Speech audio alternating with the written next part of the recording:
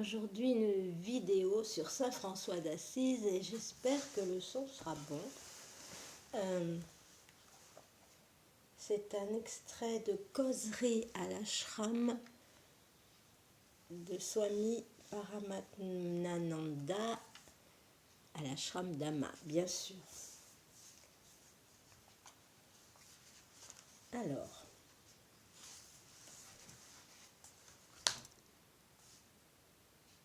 la rencontre entre Saint François et le pape.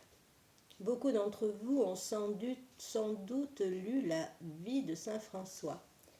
Elle a véritablement mis en pratique l'idéal de renoncement du Christ.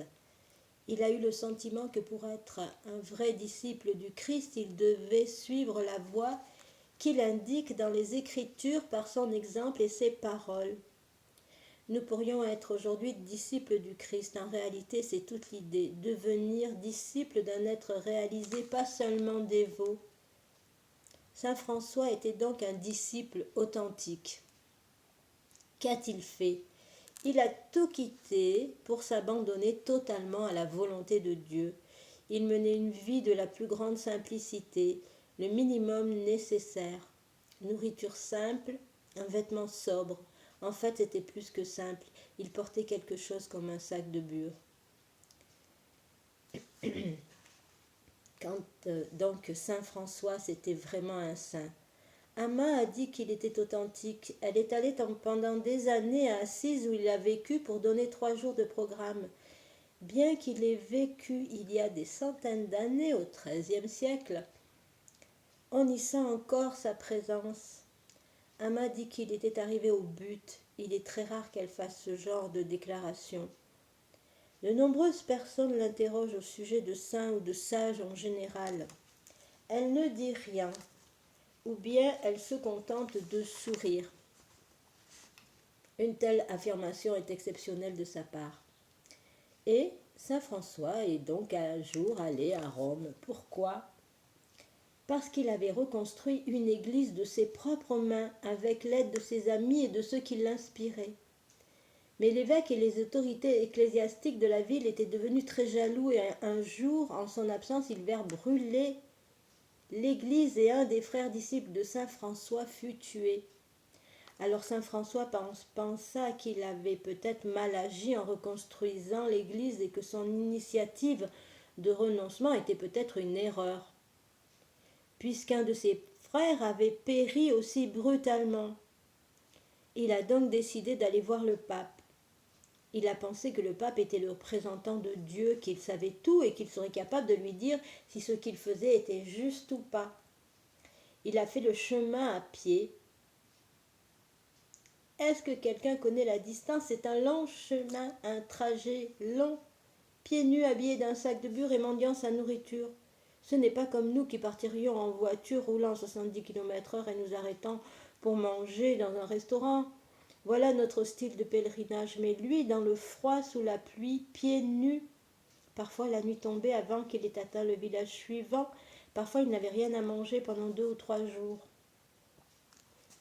Il est donc allé à Rome avec un certain nombre de ses frères et ils ont réussi à obtenir une audience du pape. Ces mendiants, c'étaient vraiment des mendiants, mais les mendiants de Dieu, c'étaient des disciples du Christ. Ils sont donc allés au Vatican et ils ont vu ces bâtiments grandioses. Certains d'entre vous connaissent-ils le Vatican ? J'y suis allé lorsque j'étais adolescent. C'est à vous couper le souffle, tant de majesté, de beauté, cette immensité, cette opulence. C'est ce qui a impressionné Saint François, l'opulence. Il ne s'en remettait pas. Il avait peine à y croire parce que cela n'avait rien à voir avec le Christ. Il regardait de tous les côtés, il y avait des chœurs, de la musique, des centaines, des milliers de personnes se trouvaient là. Et le pape était sur un trône. Au pinacle de tout cela, Saint François se mit à lire la requête rédigée par une autre personne qui lui avait obtenu l'audience. Tout le monde les regardait en se bouchant le nez et en pensant que font donc ici ces mendiants si sales ? Comment sont-ils entrés ici ? Le pape le regardait aussi, lui aussi d'un œil sceptique. Que s'est-il passé ? Saint François d'Assise n'a pas pu lire ce document tout préparé. Il l'a jeté par terre et il s'est mis à citer les Écritures, les paroles du Christ. Et voici quelques-unes que nous nous apprêtions à lire qui m'ont rappelé cette histoire. N'amassez pas de trésors sur cette terre, car ils peuvent tomber en poussière ou être dérobés. Amassez-les au ciel, où ils ne perdront pas leur valeur et seront à l'abri des voleurs. Là où est votre cœur, là est votre trésor. Alors il s'est mis à parler ainsi, et le pape, je crois que c'était Innocent III, possédait en effet quelque innocence. Ces paroles lui ont percé le cœur et il est descendu de son trône. Quand les autres ont entendu François parler ainsi, ils se sont précipités sur lui en criant « Quelle insulte! Pourquoi parle-t-il ainsi? Comment ose-t-il » Mais ce sont les paroles du Christ qu'il cite. Ce ne sont pas les paroles de quelqu'un d'autre, ni des paroles inventées, ni des insultes. Eh bien, ils n'ont pas compris. Ils se sont emparés de lui pour l'arrêter. Et tous les moines le poussaient hors de la pièce quand le pape a dit « Arrêtez-le ». Ramenez-le. Ils l'ont ramené, le pape est venu à lui en lui disant « J'étais comme toi quand j'étais jeune, je brûlais du désir de voir Dieu, de mener la vie des disciples du Christ. Mais quelque part, je me suis laissé prendre à toute cette politique et je me réjouis de voir ton innocence. » Et qu'a-t-il fait? Rappelez-vous, le pape est âgé de 80 ans et François est un mendiant de 20 ans. Le pape s'est mis à genoux, il a mis la tête sur les pieds de François et il a pleuré. Les autres dans l'église pensaient « Oh mon Dieu, que va-t-il se passer ?»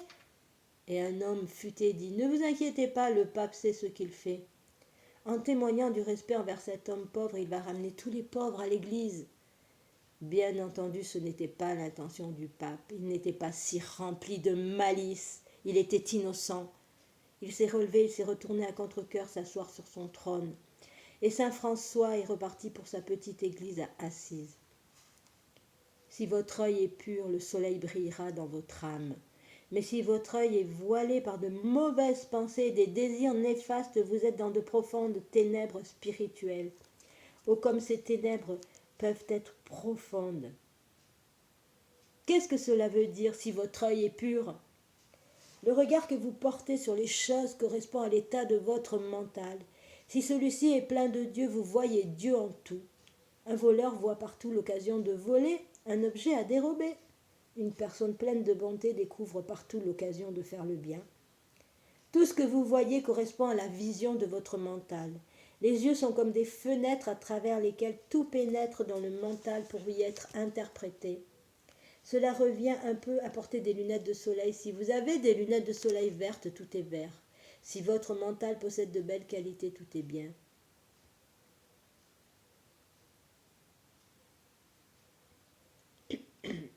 N'y a-t-il pas un proverbe qui dit cela? Yudhishthira était l'aîné des frères Pandava, parents de Sri Krishna. Les textes disent qu'il n'était jamais né d'ennemis à Yudhishthira. Yudhishthira avait tant d'ennemis. Au cours de la guerre de Mahabharata, des millions de personnes ont été tuées. La moitié des 3/4 d'entre elles étaient hostiles à Yudhishthira et avaient pour objectif de le tuer. Pourtant, les Écritures disent qu'il n'avait pas d'ennemis parce qu'il ne considérait personne comme ennemi, mais au contraire tous les êtres comme des amis. Son mental était pur, il n'avait donc pas d'ennemis, il était innocent. C'est un mental pur, un œil pur, un être aussi pur jouit toujours de la protection de Dieu. Voilà, je me demandais ce matin, parce que dans les psaumes, il est marqué qu'il y a les deux voix, la voix de la lumière et la voix des ténèbres, et la voix de la lumière, ce sont les innocents, et je me demandais qu'est-ce que c'était qu'un innocent. J'ai eu la réponse ce matin. Voilà, je voulais vous partager cette merveilleuse vie de saint François d'Assise. Soyez toujours des exemples. Soyez toujours des exemples et n'essayez pas de ramener les gens à Dieu, ni à Jésus, ni à quoi que ce soit. Juste soyez des exemples.